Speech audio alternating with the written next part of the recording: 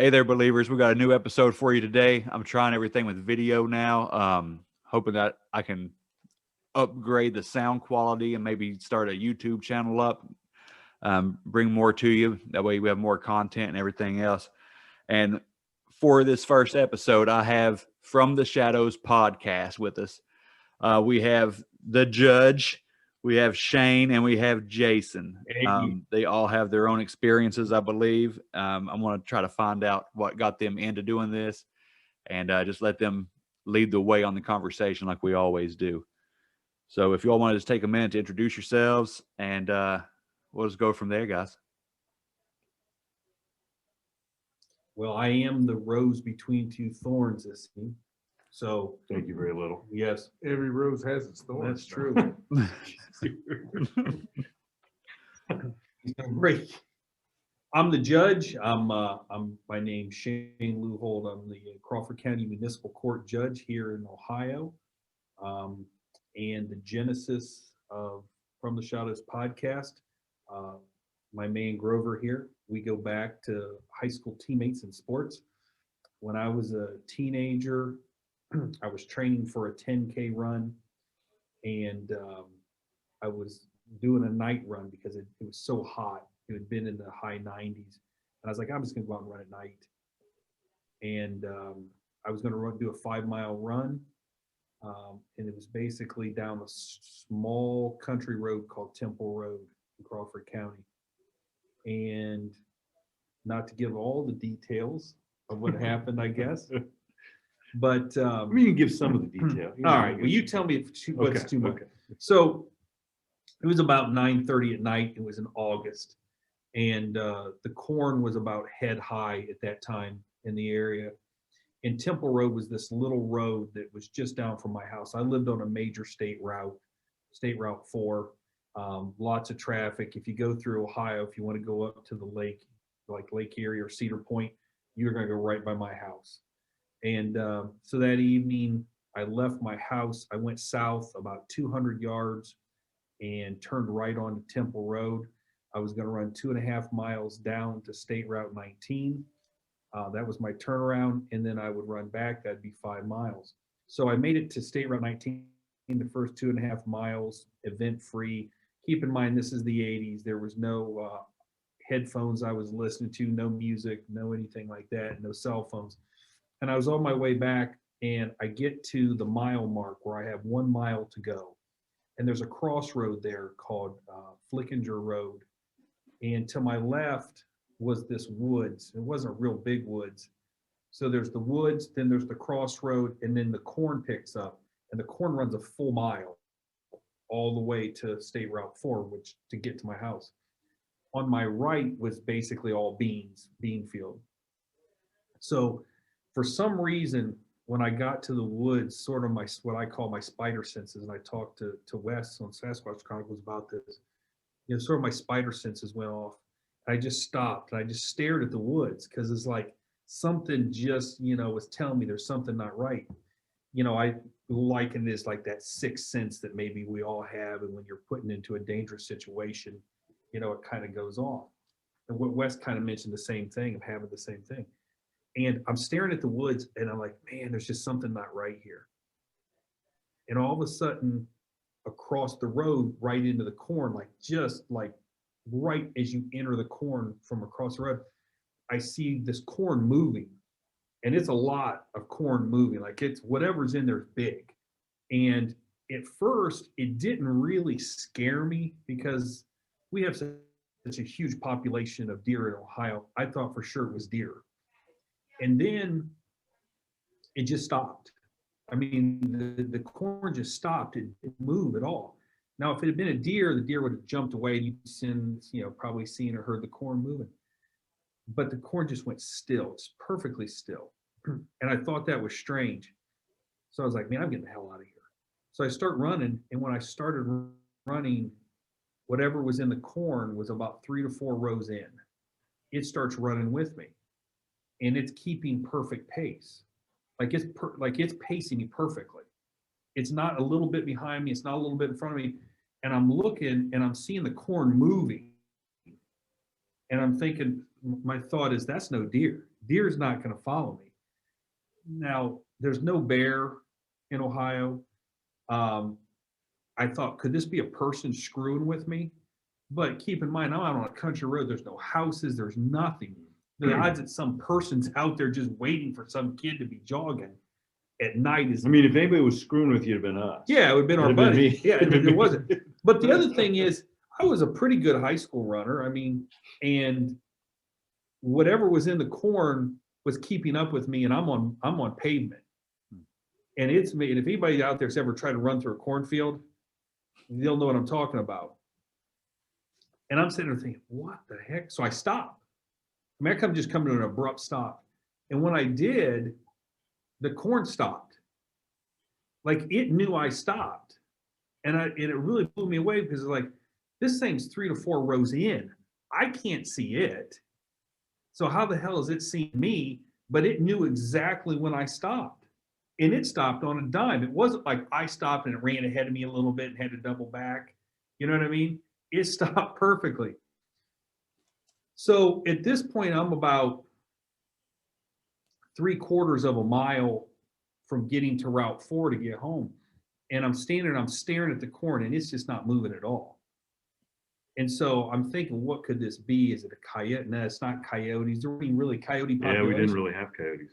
We didn't. And back then, and this crazy thing is back then in Ohio, we didn't really have a huge deer population. It was more uncommon to see a deer.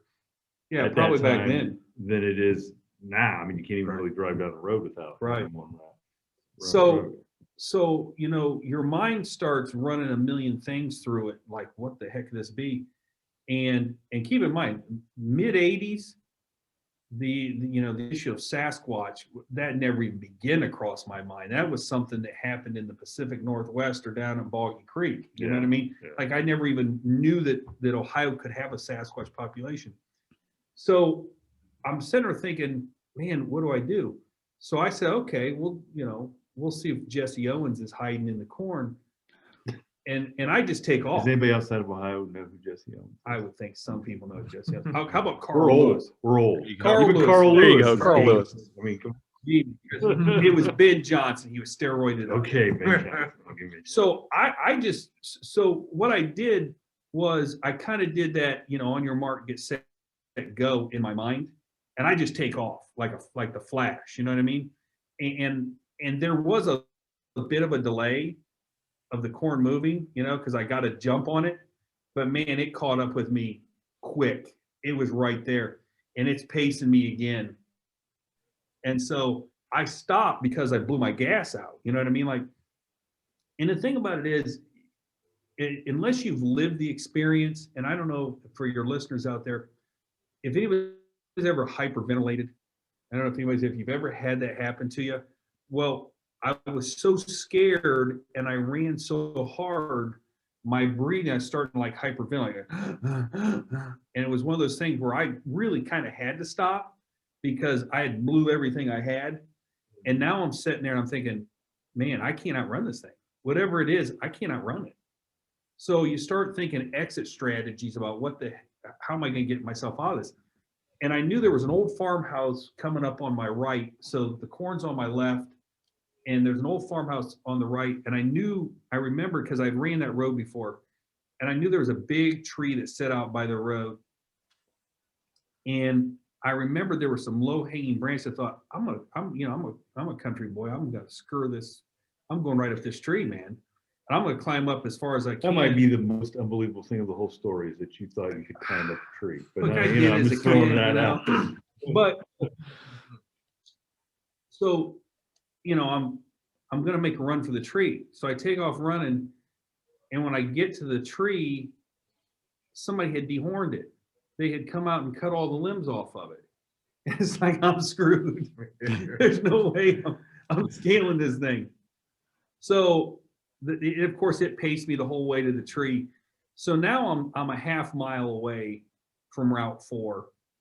And I'm thinking to myself, okay, here's my problem. I can't outrun it. I know I can't outrun it. And when I get to Route 4, I'm going to have to turn left to get to my house, which means I'm going to intersect right into it. It's going to come out of the corn. We're going to just run right into each other. because the corn didn't run right up all the way up to the road. You know, if you drive by, you'll see there's like a little bit of a ditch and then about 10, 15, 20 feet of weeds and wildflowers. And then the corn, probably because the guy couldn't get the tractor turned around, plow or whatever. So I'm thinking, no, my gosh, I'm going to run right into this thing. But then I remembered that one of our best friends lived to the right. I could turn right. And I actually thought about cutting across the bean. There's a bean field. I thought about trying to cut across the bean field, you know, like, hey, I'm going to take a shortcut. There's no way you're running the wrong way across the beans. Right. There's no way.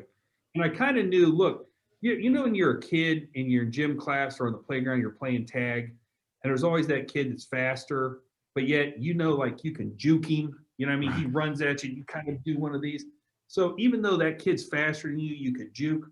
In my mind, I don't know why I thought of this, but in the bean field, I'm caught. You know what I mean? But on the ground, at least whatever it is, I might be able to do the fat kid playing tag move where I can juke, you know, and maybe not get caught. So I stay on the road. Stealing my moves. There you go. See, you should have seen it. It was a movie he did at the dance places all the time. Very similar move. Thank you very little. So I figured, here's what I'm going to do. When I get to Route 4, I'm going to turn right. Okay, I'm going to right instead of going left to my house. And my buddy's house is probably 200 yards maybe from where Temple Road was. But the tough thing about it was, at that time, and I don't live out there anymore, but I think it's still similar, there was a tremendous amount of semi-truck traffic that went up and down that road. I mean, there are semis all the time, and they're gunning it, you know, and it's only a 2-lane road. And so I'm like, okay, so the corn's head high, you know, the corn is as tall as my head, and I got to try to get lucky enough that when I try to sprint across the road, that I don't get hit by a semi-truck. Right. And I got to try to make it 200 yards to my buddy's house. So here I go, and I start off slow because I'm gathering myself. You know what I mean? I'm going to gather myself. I'm going to save myself up for one big burst, one 200-meter burst. And as I'm going to the road, this thing is pacing me just like it had, just pacing me. And as I'm getting closer to Route 4, I tell myself, when I take off, don't look. Don't look, because part of me didn't want to know what was in the corn because I thought I might freeze up. You know what I mean? You see something that's shocking, you know, you freeze up. And in my mind, maybe just that half second or second that you freeze up may make the difference between getting away and getting caught, you know?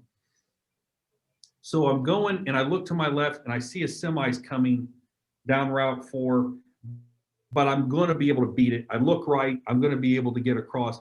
And as I start to make that around that turn, you know, you're trained as a kid. What do they tell you as a kid? Look both ways before you cross the dam. Yeah. Yeah. And so that's so ingrained into me, I couldn't help it. You know what I mean? I couldn't help it. So as I start to make that turn, I look, and as I do that, I see this thing crest the corn. And it walks out of the corn, and I got a good look at it. It was about 6 foot tall, and it had a dog head, and it had rounded, like, it looked like a terrible posture where their shoulders are like literally rolled forward. Yeah. And it was, I would say it was thick, like a thick torso and long, leaner arms. The arms were not proportionate to what its torso was. You know what I mean? Like the arms looked skinny compared to what its chest did. Its chest, I had a miniature dachshund for about 13 years. He passed away. And in hindsight, if you ever look at a miniature dachshund's chest, it's out like this, like it's really muscular chest. That's kind of what its chest looked like. This muscular protruding chest, but rolled shoulders and long arms that hung down below the kneecaps were, now where it was standing, because you have to understand, when it crested the corn, you still have all these weeds and wildflowers and stuff, so I couldn't see from knee down what it looked like. Like, so I can't tell you, well, its knees were bent back, or couldn't tell you that. And it looked at me. It turned its head and it looked at me. And the first thing that went through my head of identification was the Egyptian god Anubis. That's the only frame of reference that I had. That was it. And I never, at one time, did I ever think that was a werewolf, because what we grew up with, what the werewolf was Lon Chaney Jr. wearing a plaid shirt and a pair of jeans that was ripped, flat face, Yeah. So I never thought werewolf. I didn't know what it was. So I hit the gas. I shoot across Route 4, and I'm sprinting. And the whole time I'm sprinting, I imagine this thing's chasing me. Now, the way that it was standing, to me, it seemed like it was going to drop to all fours. You know what I mean? Like the way its shoulders were rolled forward, it looked to me like it was going to drop to all fours if it was going to chase me. Yeah. So in my mind, as I'm, sprinting my ass off, I'm imagining this thing's behind me, lumping, chasing me. And my buddy had an outdoor swimming or in-ground swimming pool. And they had a chain link fence around it. And a lot of times that gate was never shut. I mean, they didn't worry about neighbor kids coming and drowning. This is back in the 80s.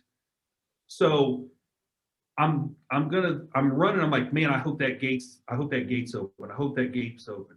Because I was going to run through that gate, and then they had their patio door. I could just grab it, rip it open, and run inside. They never locked their house. I mean, back in the 80s, my family never locked their doors. Right. We lived out in the country. Nobody locked their door. Yeah. Okay. So I wasn't worried about their door being locked, but I was worried about that gate being shut. So as I'm getting there, and imagine this thing is lumping behind me. I look and God dang it, the gate's shut. And it had one of those old like scallop things where, you'd have to, it'd go like this. So you'd have to lift that last thing. Yeah. And the way the fence was, it had the scallops of the chain link above it. So it wasn't a complete flat bar. And I'm sprinting. I'm like, do I have time to stop and open the gate? Hell no, I don't. At least I don't think I do. So as I'm running, I do the old Fallsbury flop, from the high jump. You're just dating. I mean, what's all these track and field? Dude, I ran college track and field. Okay. So I'm running and I jump up and I throw my legs in the air this way, and I put my hand on top of the fence. And as I get over, it just cuts the hell out of me. It goes me right in the side.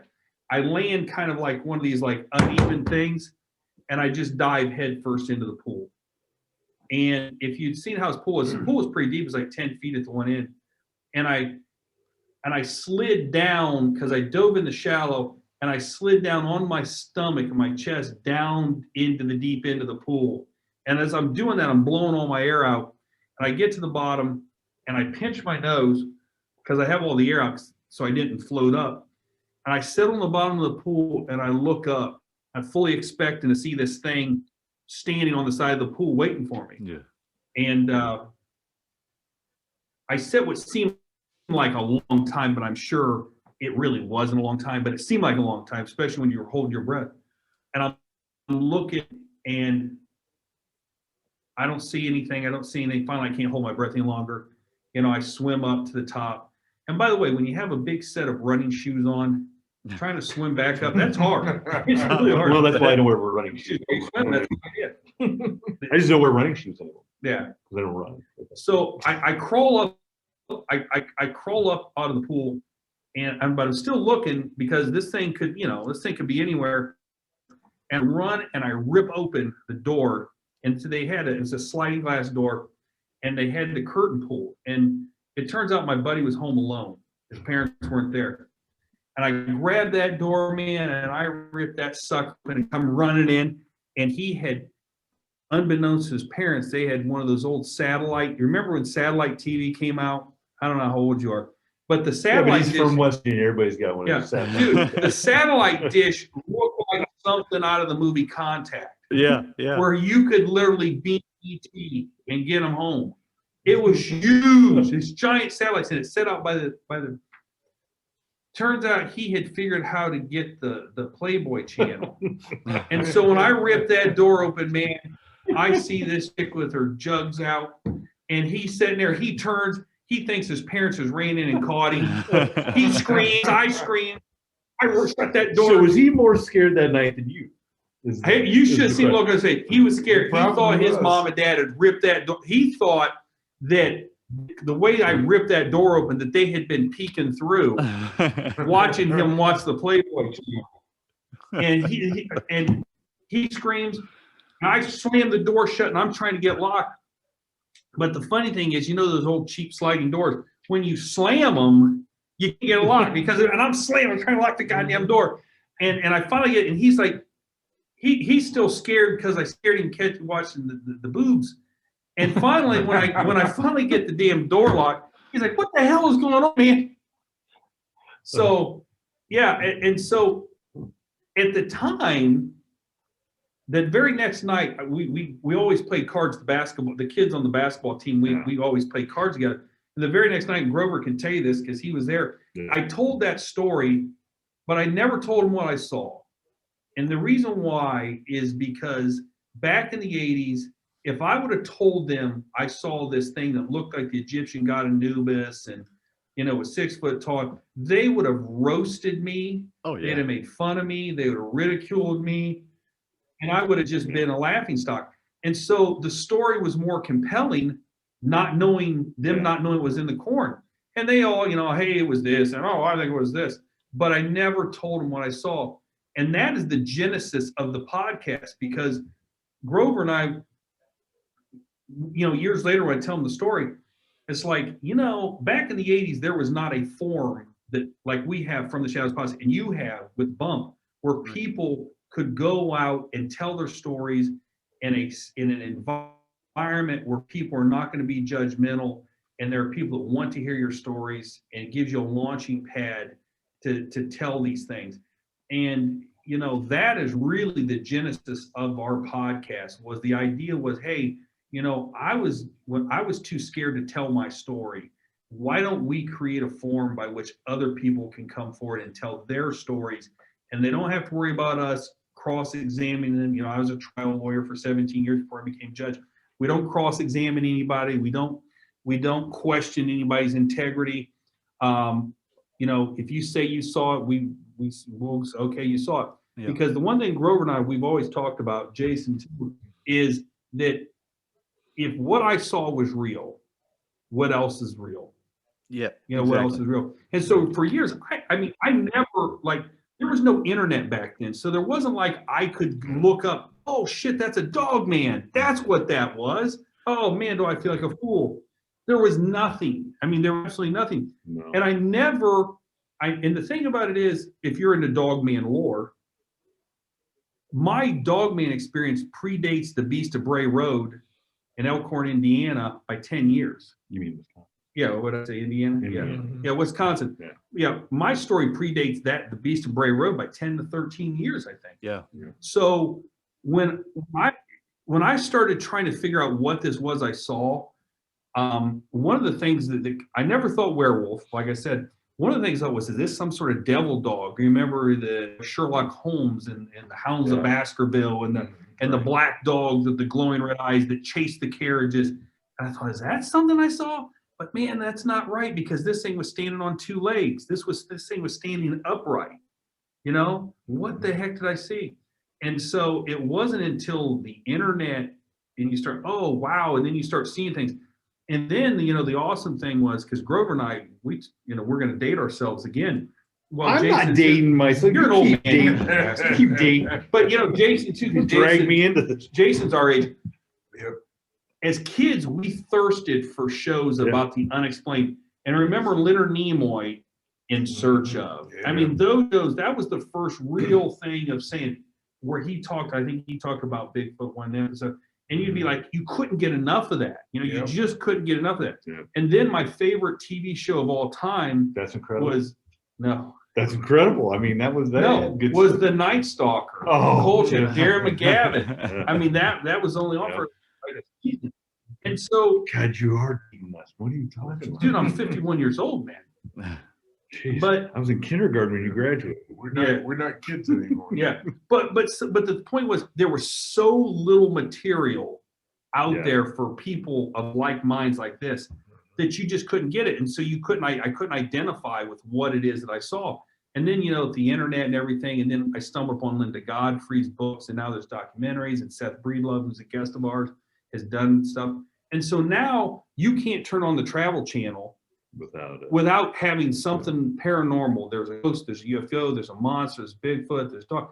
I mean, there is, and there's a reason why why the Travel Channel has those shows on, or Destination America 24/7, and that's because there are people out there that want to absorb that content. Absolutely. And that was another reason why we decided, these guys that we wanted to do this podcast with, because we know there's an audience out there, and we love to talk about it, and we love to hear other people's stories as to their experiences and share our experiences.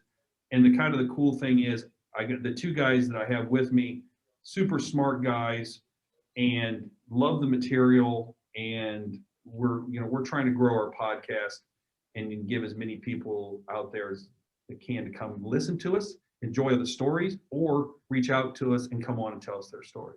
So that's my Genesis story. That's it. I love it.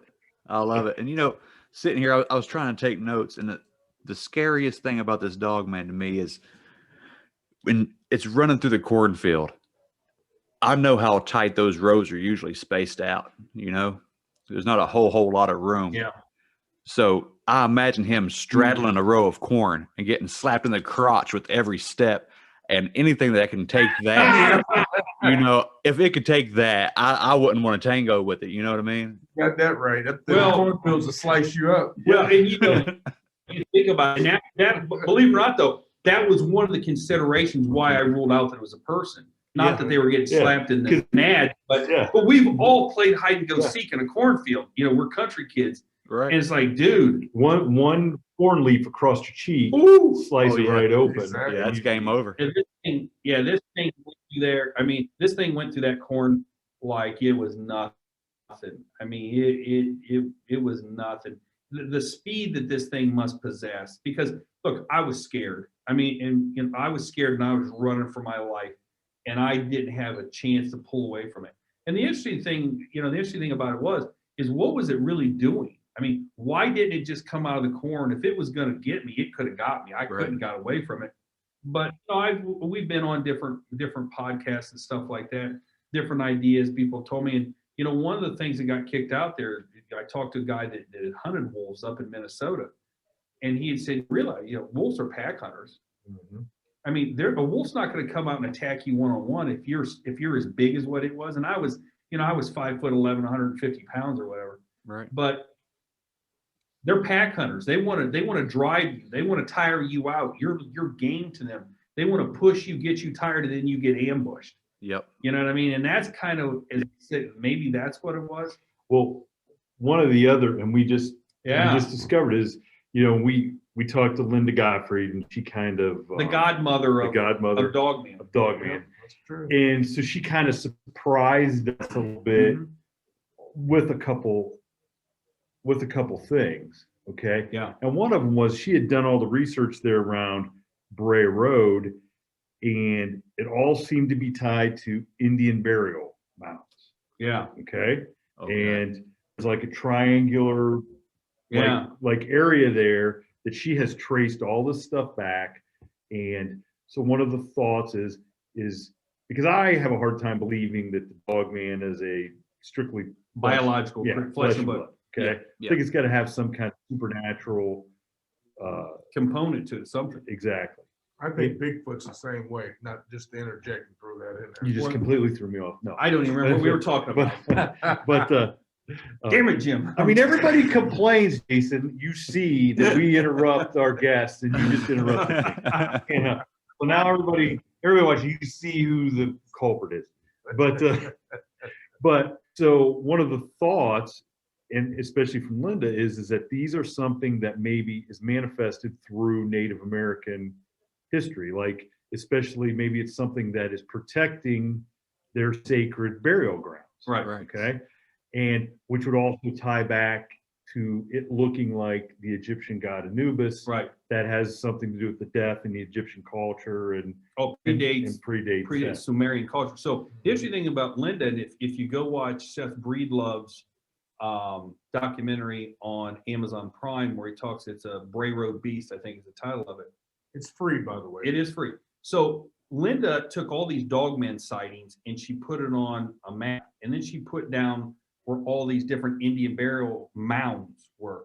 And then she laid them on top of each other, and they matched up perfectly. Of course. They matched up perfectly. Yeah. So she believes that there's these are spirit animals, creatures. Right? So after we had her on, I thought, you know what? I'm just going to go on a website and research burial mounds, Indian burial mounds, Crawford County, Ohio. Because we don't really know. We don't know. We've lived here our whole lives.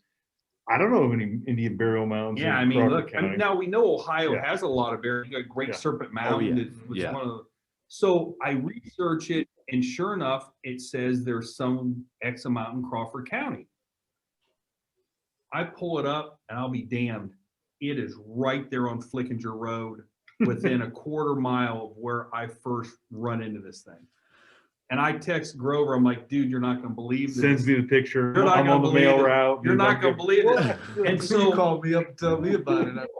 Yeah. So it matches up. And so Wow. literally I'm sitting there thinking, and if you look at Bray Road, if you go to Google Earth and you look at Bray Road, and then you go look up Temple Road, they look identical. I mean, they are identical. You got stretches of corn on one side, you got little pockets of woods, you have a few farmhouses scattered out, and you have Indian burial mounds. I mean, you wouldn't know which road was which. And in that same picture that he sent, so there was two Indian burial mounds, one right on Flickinger Road, Yep. and one, so Flickinger Road to the south, dead end to a road, Sport Brandywine, right? Yeah. Okay. So dead ends in the Sport Brandywine. So south of Brandywine, which Flickinger Road would kind of, is another burial mound. Okay. Well, the judge was on another pot. Was it on Shannon LaGrove? Shannon LaGrove's into the fray. Okay, so he told the Dogman story on Shannon LaGrove. She gets an email from somebody who lived on the road south of Sport Brandywine. Okay, so you got to remember, Wow. Shannon LaGrove's podcast is all over the world. All over the world. You know, and here's somebody that lived on the road a mile from where the start of his Dogman story, Right. south of these two Indian burial mounds, and she sent Shannon an email that got forwarded to the judge that said, hey, I don't know if this relates to his story, but in the mid-80s, I lived on Quaintance Road. Yep. And she had what, two or three And Dobermans? 2 or 3 Doberman pinchers that were her guard dogs Yeah. at night while I think it was her husband or fiance or whatever went to work. He Yeah. worked night shift. Yeah. And- And we know, and like I can imagine, like we know the people that live out there, so Yeah. we kind of know exactly where she's talking about. Mhm. There's like a farm lane that kind of goes between Quaintance Road and Sport Brandywine there. Mhm. So we think she lived in this farmhouse in the middle of this farm lane. And in the email, it's like, okay, one night, these Dobermans one Doberman's not scared of anything. What's 3 Dobermans? And gonna be scared they of? were sort of aggressive guard dogs. Like if they, if somebody came down her driveway or came to her, they were up full attention, barking. They were, they were the typical, I guess you'd say Doberman pincher. Right. And one night she hears something outside her house, and the Dobermans just absolutely are scared. They're scared. Their tails between their legs. They're whimpering. They leave her, and they were very protective. They leave her and go to another room and lay down and hide. Wow. And Okay. there was something outside her house. And this times up, and it times up perfectly, pretty close. pretty close of when I had my Dogman experience. So obviously we can't say what Yeah. it was, but given the location, given the burial, we think. And the whole time we had no idea about the burial mound. Right. Right. Until last week. Until last week. Yeah, until last week. So yeah, and so we wonder how many other people we want to go out there. Look, it'd be really cool to go out there and start knocking door to door and saying, hey, did you ever have a 6-foot dog like they'd get that out of here. We're calling the law, and I'd be like, I am the law. And I'm not voting for you the next time. But the cool thing about his story is like you said, the next night he tells all of us guys this story, okay, minus the part about the 6-foot dog looking, okay, and he's absolutely right. Everybody was kind of, because we could tell he was upset, he was kind of scared. He's animated, telling the story, and I remember our one buddy, McGuire, who's just sitting there going, whatever, Ludi. It was a deer, like whatever. Because nobody, what are you going to think it is? Is his imagination or what? We had no, and here I am. I'm a guy who believes in Bigfoot, even at this time, because I grew up, and we tell this all the time. Every couple of weeks, you get the Scholastic Weekly Reader in school. And, anytime there was a Bigfoot book, a Loch Ness Monster book, a Bermuda Triangle book, a ghost book, I was ordering that book. I couldn't wait for that book to come the next week at school. Right. I'd have it read before we get on the bus. Okay, I love that stuff. And even then, he couldn't. He didn't feel like, I could even tell. I couldn't tell him. But it was. There absolutely was no frame of reference for that. Now, I might also add that the place that we played cards was literally 1.5 miles south on that Route 4 down the road. And we were playing out in the garage at our buddy's house. And he never bothered to tell us, like, we might want to move this card game into the basement. Yeah. There's a 6-foot creature out there. So in retrospect, it's like, you're a jerk for not telling us. But I'm not sure we'd have believed it. Oh, they wouldn't have believed it. And the thing about it is, I was watching Terror in the Woods or something like that. And there's been numerous guests on that show that said, I had this experience 10 years ago, 12 years ago, and I never told anybody. And I remember watching it with somebody, and they're like, yeah, why the hell wouldn't they tell them? And I raised my hand. I said, I can tell exactly why they didn't tell them. Because at that time, people were really not accepting of it. And nowadays, I remember. So he and I have dabbled in screenwriting. We've written some scripts, and I've turned a couple of those scripts into books, and so we're really open-minded, and that's where we're talking about different supernatural things and how we could write these into movie scripts. And I remember him calling me up. He's like, I figured it out. And I was like, well, you figured it out? I was reading this Linda Godfrey book. I figured out what it was I saw that night. And he's like, whatever she described from an experience, because that's what I saw. And I was like, okay. And, he did do a couple podcasts, and we're, like the Shannon LeGros one, and who's the other, the Vic Cundiff, who was the other guy? I did Britton Sawain, who passed away. And, and it was just, because we're to the point where, man, I'm listening to some of these podcasts, and it sounds like, we've had experiences we'd like to get in on this.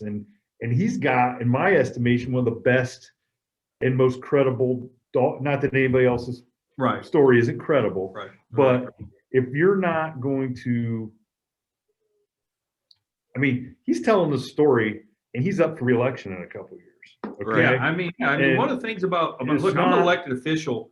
I'm an elected official. I'm a judge in the county. I make decisions. I weigh people's credibility on a daily basis. And my brother even said, dude, do you really want to go out and tell people this story? And I said, yeah, I do, because to me, the fact I'm a judge doesn't necessarily make my story true, but it certainly leads credence that why would I, in my position I am, who put my livelihood on the line by coming out and making up some horseshit story, you know what I mean? Just for what? because contrary to the guy who left the comment on Apple about us, we're not in for the money. We're not in for the money. You know, there is no like other job that's going to replace you being the judge. But the thing about it is, and like we talked about, I said, listen, if somebody listens to it and says, listen, and I was on Brenton Saween's, and he passed away, and there were a lot of comments on there, and they said, you know, thank you, Judge, for coming out and telling us. The fact that Judge gives a lot of credibility to this story, because I have no ulterior motives. I'm not trying to make any money off this story. I mean, I don't think it, you know, in theory, it could hurt my ability to get reelected, you know, but I thought it was important to tell the story. And so that's why I do it. I don't do it for financial gain or anything like that. Yeah. We do it because I think it invites people who may be reluctant to tell their story to say, well, gee, you know, if the judge did, you know, he had the courage to come out and do it, maybe I could do it too. And we've had some people contact us who had never told stories and didn't necessarily want to come on our podcast, but they just really wanted to talk about it. I had a parent of a kid we went to school with. He's old like us now. But you know, and so you grow up with your buddies and their parents, and they're the, you know, serious and straight-laced and no nonsense. And this person, they reached out to me and are like, okay, after about 5-6 episodes in. Yeah. And because one of our first few episodes, it was somebody else from the area that came on and told their haunted house story. Right. And they're like, okay, I have to tell somebody this. The only person that knows this is my spouse. And I don't want to come on the podcast, but I need to tell somebody who I think is open-minded. Yep. And, you know, when in all this time, they could have told me back when I was 18. Right, I'd have been open-minded then too. Right. And it was just, you know, I think it's very cathartic for some people to get this off their chests, obviously. And there's no better way to do it than to come on and tell some people that understand the stuff is real. Okay. There's stuff we don't know about. Okay. And that's why we created the From the Shadows podcast as a platform, so people can come out and they can tell them stories. You don't have to worry about being judged about being crazy or anything of that nature, and be taken seriously. And as we grow this platform, we may run across people that actually might have a kinship with these people, so we can kind of get them in contact with them, help them to deal with this, as they've been holding it in for so long. Yeah, exactly. Hey, I only judge people professionally. Well, at least now, you know, and so it's and that was kind of, you know, that's how it started. You know, he did a couple podcasts telling a story, and we just kind of thought, how on earth, you know, why aren't we doing this? Yeah, we love to talk about this stuff, but we didn't know anything about starting a podcast. Okay. Oh. And so the crazy, you know, how one thing leads to another. Synergy, well, whatever. Crazy. You thank Chris Hahn for that. Huh? Chris Hahn. So we were on the movie set together. That's absolutely right. So Jason, I'd never met Jay. I didn't know Jason, never heard of him, nothing. Okay. And we're all part of this movie that's soon to come out called Escape from Death Block 13. And it was filmed at the Mansfield prison where they filmed Shawshank. And our common friend, Chris Hahn, we'll just go ahead and say it in case he listens, he's a major movie star.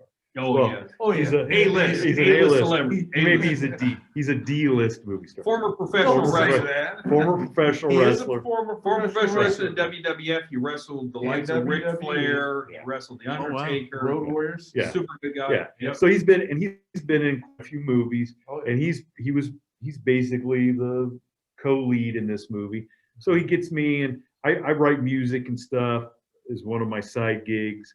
And so I'm going over to the movie because I want to try to get some music in the movie. And next thing you know, he's like, hey, I got you a part in the movie. You're going to be a prison guard and you're going to talk. So got some speaking. Okay, whatever,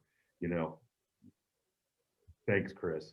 But one night they're like, okay, you and Jason are going to be the guards, and you're going to be on the second, third tier of the Mansfield. Yeah. And We were on the third range. I didn't know this dude, and he's a scary looking guy at night in the prison. Was much longer. Yeah, too. and we shot this scene together where I guess we can say we kill a guy. Yeah, we kill a guy in the scene, and so fast forward about 6 months later, we're talking about doing the podcast, and I'm talking to Chris, and he goes, well, hey, Jason used to do a wrestling podcast. I'm like, Jason, you mean the guy that, goes, yeah. So I guess he and I are tech idiots. Yeah, we don't know anything about this. We couldn't, because when we conceived the idea, we're like, hey, let's do this podcast. How do we get started? And we're like, man, I don't know anything about it. They were stoked. We were stoked. We didn't get past the idea. But it's been a great learning experience. Jason, Jason's our super producer, our tech guy. So we reach out to Jason about, hey, I know you used to do this wrestling stuff. Would you be interested in coming in and helping us tech wise? We had no idea that he was totally into this subject matter. We just thought we had no idea. So we kind of looked at it as almost like destiny coming together. You know what I mean? Yeah, and absolutely. so Jason is fantastic. And the thing about it is, and I say this all serious, sometimes you work with people and you're just like, man, I don't like work with this person, but I have to because. But Jason is just super unbelievably good guy, a kindred spirit. Very professional too. Oh, he seemed like if we would have grew up as kids at the same school, we'd have been best friends. Yeah. And so it's really cool that we stumbled upon a guy that knew how to do all the tech stuff and also loved the subject material as much as we do. And it's just been, I'm not going to say we're the dream team, but hey, we're having fun doing it. Yeah, we're having fun doing it. And we get to meet guys like you. That's right. We get to meet interesting guys like you and other people. And now I will say, so when we did start, the judge, his Dogman story is the tip of the iceberg with some of the other experiences he's had. Mm-hmm. When we first started, I had seen a couple ghosts. Okay, I'd had some experience with, spirits and stuff. Jason had not. No, I was all for it. And I've always run behind people who has had experiences, but I never had an experience myself until we put together a ghost hunting division. And so we went to this, what was it called? Raw's Opera House. The Roar's Opera House in Kentucky. Yeah. And that's when I had my first experience. So we had already had the podcast going. Yeah. And I was I went with the Ohio Paranormal Society and Jerry, and I was trying to learn. So I said, hey man, I'll do whatever you need me to do. Just let me know. So I learned how to do this. I'm really into this. I never had an experience. I know this stuff is real. I've talked to many other people that have had experiences. So that night it was crazy there, and I had my first experience. And so I was able to bring that back, and tell them what you you got to tell me what happened. We don't know exactly what. Okay, lower at this particular stage area where we're at. This is the old part of the building. You were in the where it was the 1800s. Yeah, where it was the old it was nothing but a stage. It wasn't a regular theater like the new part of the building. Gotcha. And back at that particular time, you got to understand at that time period, there was a person that would seat you. Yeah, usher. And there was an usher that would go up and down the aisles and everything. Well, I was taking a break. I still had an EMF reader and everything in my hand. And so I went sitting on an aisle seat, and I was watching everybody's, and I was just looking at the EMF reader, just getting used to the equipment and everything. And all of a sudden it's off. And I had sat there earlier that night and nothing was happening. And I'm tracking this signal that's coming over by me. And then it was just dead on, and it's just going. It's just so the usher was standing right there. The usher came over to me and did his numbers as if he was trying to get my attention.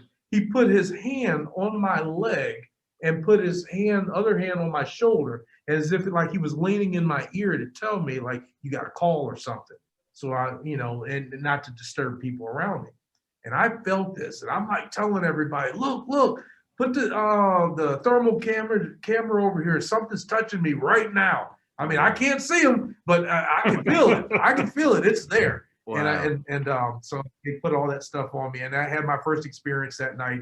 Later on that night at about 2:30 in the morning, we were up in the upper balcony of this old building. Granted, this is during the time where there was segregation for everything. And there's this older part, which is a smaller part of the upper deck where slaves and just people in general would be seated if they had enough money to go to the theater. And there was disembodied voices coming out of this old broken down theater that still had old furniture, original furniture still sitting in it, dust on it. Ceiling was caving down because they hadn't got back to the restoration part of that building. And we had in all seriousness, yeah. Do you think the usher might have been telling you, hey, you're in the wrong spot? Oh, I have no idea, but it touched me just like how you did. I mean, you're talking about that this is during time of segregation. It could very well have been. Where black people would have been forced to sit. Yeah. I mean, the usher may have been leaning down to you saying, sir, I'm sorry, but you can't sit there. Yeah, it could very well have been. Yeah. But that was an experience by itself. And Mark Roby, he has the thermal camera. He said something was there, some type of energy readings while that took place from his cameras he had. So I was in the middle of that. And then the disembodied voices we experienced later. It was as if just like the judge is sitting here talking to me right now, a voice, but nothing's there. It was everybody. It was about 6 of us that was in that group. We experienced this. Just as loud. It wasn't a EVP or anything like that. It was just a disembodied voice. Just like a person was there, but you couldn't see the person, but you could hear the voice. Did you hear what they were saying, or you just chatter? Yeah, they were mocking us. What? If one of us said something like, hey, is somebody there? And then it would sit there and ask us and say, is somebody there? Oh, and it was like moving around us. Why the hell would you stay there? I never experienced anything like that. Like the guys from the Ohio Paranormal Society were telling me, they said, you never experienced. They said, what you've experienced right here, this here is Class A. This is very few people have experienced what you're experiencing right now. Yeah, you got broken right, man. Yeah, it was, but the touch, man, being touched by something, I mean, that's like what, borderline poltergeist activity, and when they can actually manifest to be able to touch you. You have to actually feel it. Yeah. And I felt that. Like it was a very weird energy feeling, like it was vibrational. Did it feel warm? Did it feel cold? What did it feel like? It didn't feel cold. It just felt like a vibration. Like energy, like a humming. Literally like a vibration, like as if you had a pair of hair clippers or beard clippers, and somebody took it, just touched on your arm like that. You could feel the vibration, but it was different. It was a different frequency, but it was a vibration in the shape of the hand, of what a person's hand would be. You could feel the fingers. I felt it on the leg, and I felt it on the shoulders, and I felt something. Just like, if you ever close your eyes and you could tell somebody's next to you. Somebody that you feel that energy. Well, that's what I'm looking. Yeah, exactly. That's what I'm looking, and I'm telling them. I said, get the thermal equipment over here. Something's touching me. Something is literally leaning over and is next to my face right now. And so everybody started circling around, and they started, taking readings and everything. And that happened until the touch left first, and then they watched the signal leave on the EMF. He just walked away. Went down. So needless to say, Jason is much more enthusiastic about an experience like that than the normal. I'm the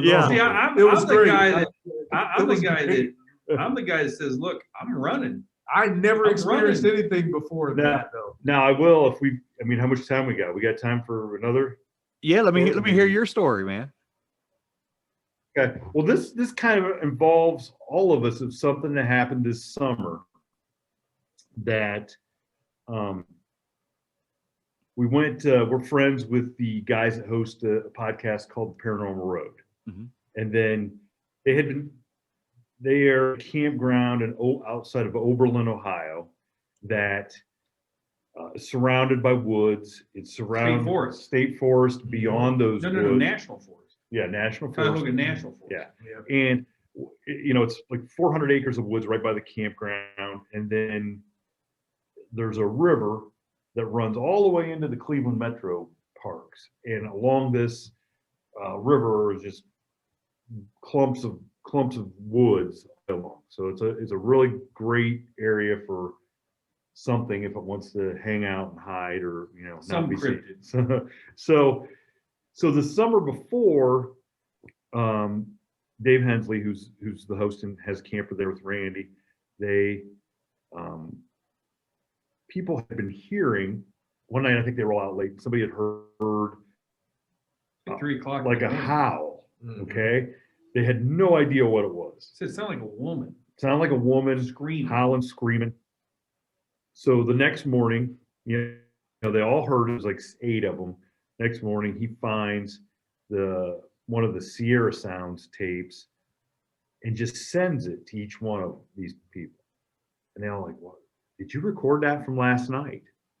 And he's like, "Well, no, I didn't record this." They're like, "What is that?" And they go, "That's from like 1978. Right. It's from the Sierras that was recorded." And they're like, "Oh my God, that's exactly what they heard." So Yeah. then they're like, "Okay, something's going on." Okay, something's going on. So then more people in the campground start saying, "Yeah, we hear this noise when nobody's up here. There's like people that camp there all week. They hear something out in the woods howling." And so that next winter, then the manager of the campground with her granddaughter ends up seeing something that she doesn't know what it is. It's down a farm lane. She takes off after it. All they can think of is Bigfoot. She's ticked off because she's the manager of the campground. She's been telling them, "Don't you go around telling anybody there's Bigfoot up here." Right. Okay. We don't want this. And then she sees it. Okay. So Dave is friends with Amy Boo. I don't know if you know Amy Boo. She's a pretty well-known Bigfoot researcher from Ohio. Yep. She's involved with the Olympic Project and stuff. And we had her on the podcast. Great person. Become good friends with her. So the idea is we were going to go with Amy Boo up one weekend, and we were going to do a live podcast, we were going to record it there at the campground. And then we were going to go do like this little expedition in the woods. Okay. And I'm not one that's going to go out. I'm not big on going, let's go out and looking for Bigfoot. You already know my position. I already know Right. the judge's position on it. And so I'm thinking, I was really surprised you went out. I don't want to disrupt. thanks for calling me out like that. There was like 20 people, so I was Yeah. less worried. So we all get there. We do, we're everybody's talking. We're some of the other people from the campground, because now this was like in July, right? That we did this. It was hot. Yep. So- Still hot, very hot. So already that summer, there had been other instances where people heard noises and stuff. And so we go ahead, we do the podcast. Turned out to be a pretty fun podcast. Everybody from the campground was gathered around by the end of the podcast, and we're talking about Bigfoot and stuff. And like they said, it's just so hot, it's miserable. Okay. And there's like 14 people that are going to go out into the woods. It was pitch black. Look on a Bigfoot expedition. Okay. Luckily, we So had already, some blur cameras. yeah, already I'm thinking, this is ridiculous. We're taking a football team out. Okay. Anything out in the woods, they're going to hear us coming a mile away. They'd hear 2 people coming a mile away. Right. What are we going to do? It's like, just ridiculous. That's one of the reasons why I went. That's one of the reasons why the judge went. I felt pretty safe that nothing was happening. Nothing was happening. So we go out in the woods that we don't know anything about. Okay. Yeah, I've never been in. And there's a couple guys from the campground, a father and son, who are supposed to be leading us through, so we don't get lost, and we kind of stay within reasonable distance and we can get back. Yeah, because they hike that all the time. Yeah. And so of course, what do? Get us lost. They get us lost and they take off. They're nowhere to be found. Of course. Okay. And so we're all, and Amy's like feels responsible. And I just heard her say this on another podcast where she was talking about this.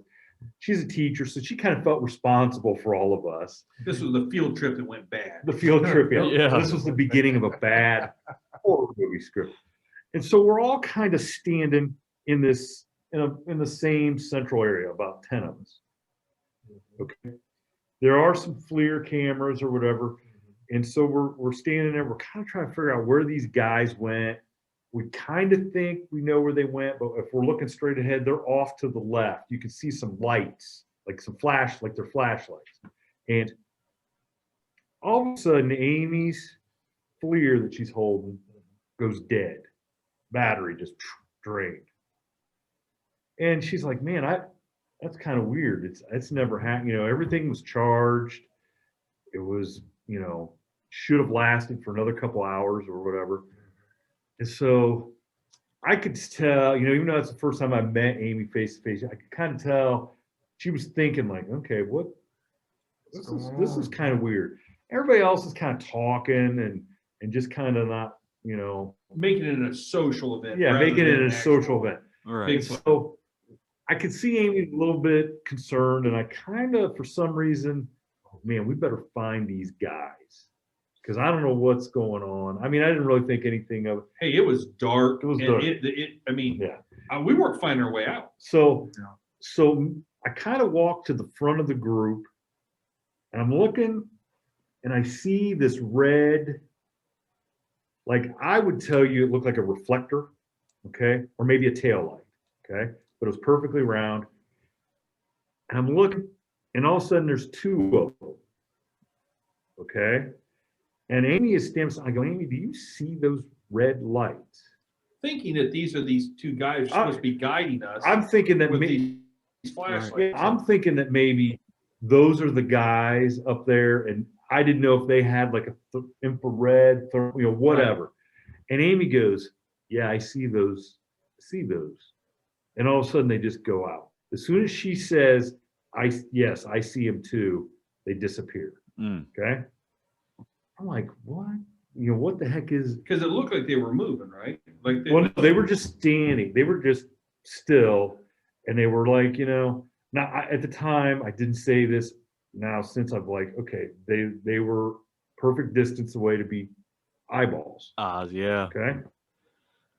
Okay, but at the time, that is not what we're thinking. Okay, but now I'm thinking, okay, her battery just went dead. I'm thinking we got to get up to where we saw those and make sure there's not like a clearing, and it's not like somebody on a golf cart. I don't know how close we are to the campground. Right. Is there reflectors tacked up onto the tree? You know, any kind of crazy thing, you know, trying to rule everything out.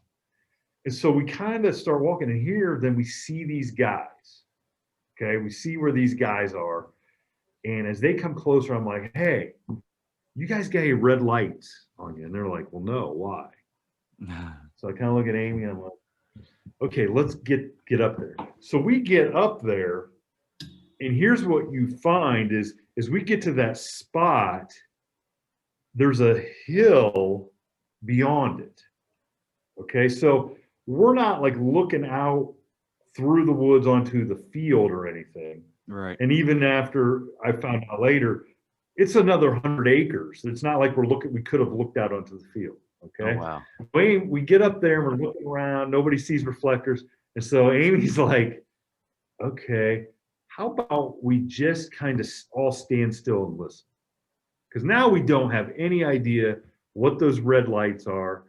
They look like they could have been eyeballs. Okay. So I go out and I'm like, we all kind of spread out, and I'm standing like out in front of the group, and it's so hot that my head, I had to take my hat off, my hair's drenched, what little I have. And I hate to make a joke about no hair since, but the beauty of zooming these things. Yeah. But I'm standing there, and all of a sudden, so we're in the middle of the woods, this cold air, it's like a stream of cold air. just passes all around me for like 10 seconds. And I'm very, because we're like, you're listening, you're trying to be very observant. And I noted, like in any other time, I would never notice. I'd have been like, oh, whatever. And I'm like, okay, this is weird. There's no air. There's nowhere that it's stifling hot. And I stand there until it stops. And I just slowly make my way back to Amy. And I'm like, Amy, I don't know what's going on, but I just felt this stream of cold air pass through. So I'm automatically now tying the battery going down. Now what I'm thinking are red eyes, this cold air, to a supernatural kind of experience. Right. Okay. That's what I'm thinking. I'm thinking, we just saw like a demon's eyes or, worst thing possible. Yeah. Worst thing possible. And so we finally we're like, okay, let's just get out of here. Like nobody else really, I don't think, experienced too much out there. No, it was hot as I don't know what. And you were talking about, I heard you say something about, I just felt a cool breeze. Yeah. And we're over here sweating. I'm like, really? There ain't no wind blowing. The weird thing is, though, all of a sudden, out of the blue, I start feeling like I was gonna get sick. Yeah. I was like, my gosh, I'm gonna get sick. I'm gonna throw up. But it could have been because we were so hot. But so we get these guys, this father and son, to lead us, sort of lead us out of there. Yeah. Oh, but father kept, yeah, that's near. It was a nightmare. But we finally get out of the woods, and the judge and I drive home, and I go to work the next day, and while I'm working, I work as my regular job as a mailman, so I'm out on the mail route, and that's where I get to listen to podcasts. And I'm listening to Sasquatch Chronicles, and it's an episode where somebody sees two red eyes, and I'm like, oh my God! So I tagged the episode. I sent it to these guys. I sent it to Amy Boo. I'm like, is this what happened to us last night? Because now in retrospect, it's like now you're hearing people's theories on Bigfoot or Sasquatch being with, having a supernatural bent to it, with the orbs and the red eyes and the explanation for the red eyes. Yeah, and the infrasound there on the okay. Judge. Yeah, exactly. And it's like, so did we experience all that? Now, I can tell you the battery went dead. We saw two things that looked like eyes, and I felt a cold breeze, and he didn't feel good. What does all that mean? I have no idea. Since then, 4 people at the campground, totally independent of one another, have seen what they're calling red eyes deep in the woods. And these are people that 3 of them were in the campground looking out into the woods and saw these eyes. And so make of it what you will, but there's noises. Somebody thought they saw something. There's way too much circumstantial evidence, right, to not believe that there's something going on there. And the universal question, and if you listen to Sasquatch Chronicles, or if you go listen to Linda Godfrey now, is that the consensus now growing in the field is that Dogman, Sasquatch are these multi-dimensional beings that are able to basically traverse from one side, from one universe or whatever you want to call it, into one dimension, into our dimension, and they travel through that dimension through these orbs of energy, these orbs of light. I mean, I don't know, but there's so much evidence out there with people who see Sasquatch and then see these orbs. And then if you listen to our podcast, or I encourage people to go listen to the Linda Godfrey podcast on our show. And she blew me away because she gets into this whole thing about, she totally buys into that orbs are related to Dogman. And I never saw that coming. Yeah. And she even relates, and I'm not giving anything away, but on Bray Road, where there's a farm where they have all this activity, her and her and her team of investigators see this orb come right at their car. And then swerves. It just absolutely blew me away. So I was always school of thought, Dogman is a biological creature. I'm convinced it's a biological creature, even though it doesn't seem to make sense that canines walking on 2 legs. There is some evidence of that. And animals get injured will do that, blah, blah, blah. But man, after talking to Linda and after doing more and more research and then finding out about the Indian burial grounds and the mounds, to me, I've switched teams. I'm no longer that this is a strictly biological creature that hasn't been found. I believe there's a supernatural component, paranormal component to these things, that they're not just simply biological creatures. And we have all had experience with the other side. Right. When it comes to the ghost and the spirits. And so if the spirits and stuff are residing on the other side, what else is over on the other side? Yeah, my worst nightmare is I would end up in that dimension, because if there's Dogmen and Sasquatch running around, what the hell else is over there? Right. I'll tell you who. Some of you did not like the fact you said it. Yeah. Well, I just find comfort in this. I find comfort in this. I know that there's some there. So therefore, every loved one that we've lost, we know that there's somewhere too. That's right. I just hope they're out the Dogman. Unless it's a pet. I got to be honest with you, what I saw didn't strike me as a pet. No, I don't think what you saw was a pet at all. Hey, guys. Yeah, I subscribe to that paranormal aspect to it. Do me one favor. You all carry on for 1 second. I got to step right outside here for a second. But that's the beautiful thing about having it on video. You all keep the conversation going for just 1 minute. I'll be right back, okay? Y'all just all righty. So I would encourage you, look, if anybody wants to check out our catalog, we've had some really cool guests. And when I say that, we've had people who've had personal experiences. So if you like Wes Germer, Sasquatch Chronicles, and you want to hear people tell stories, we have that. Yeah. But we also have some really, world-renowned cryptozoologists. Ken Gerhardt, Nick Redfern, Linda Godfrey. We've had movie makers, Seth Breedlove, who's done a bunch of documentaries about Bigfoot, about Dogman, about Momo. We have a lot of different guests. Aliens. We've had aliens. So, we encourage you, if you are listening to Bo's podcast and you're into the you've unexplained, definitely like, then you'll like what we have to do. We kind of, we're usually a three-man crew, like you see us tonight. Sometimes it's just the two of us, but we have a good time with it. Our shows are really organic, and well, we love them. We can't forget that Jerry and Lisa. They're not here. They're not here, but they do. But they are with us occasionally. There is some comic relief to them. Yeah. At their expense. So check it out on all the platforms where podcasts are available. It's the From the Shadows podcast, as well as our YouTube channel, Instagram, Facebook, and follow us on After the Shadows if at all possible. You won't be disappointed. Well, you might be. No, you can't make that. Hey, you built this up too much. Yeah, we're not like doing a money back guarantee or anything. Well, I absolutely love your show. I was sitting there listening to it earlier today. And sorry about stepping out, man. I was sitting here. I drank about half a pot of coffee, and I'm looking in the background. There's that men's restroom sign right there, and I was like, God, I'm about to die.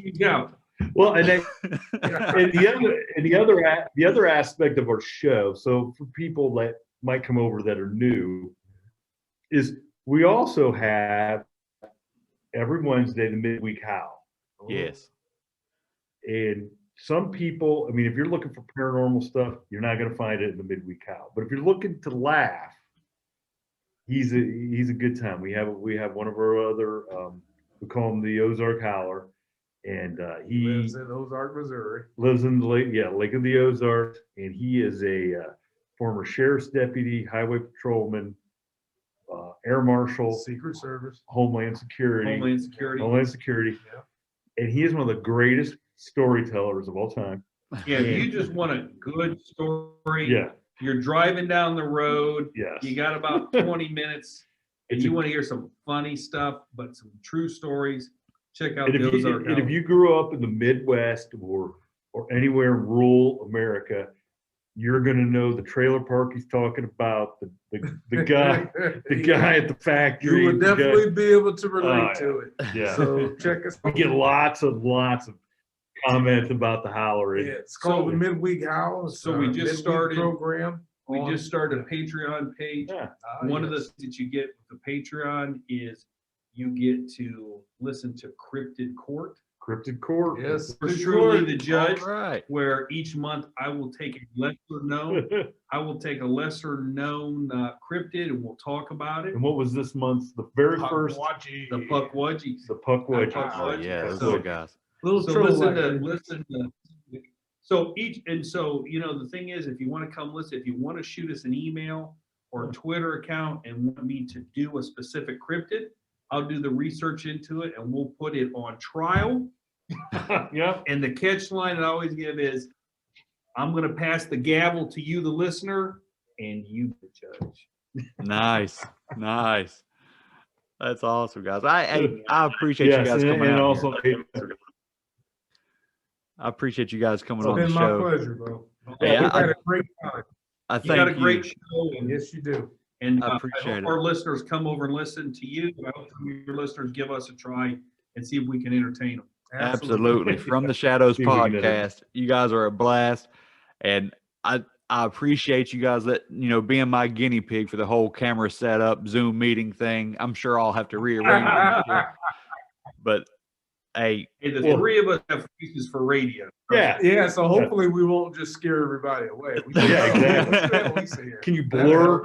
Can you blur our faces out to help out the drawing? we'll just turn off the video share. Is that what you want to do?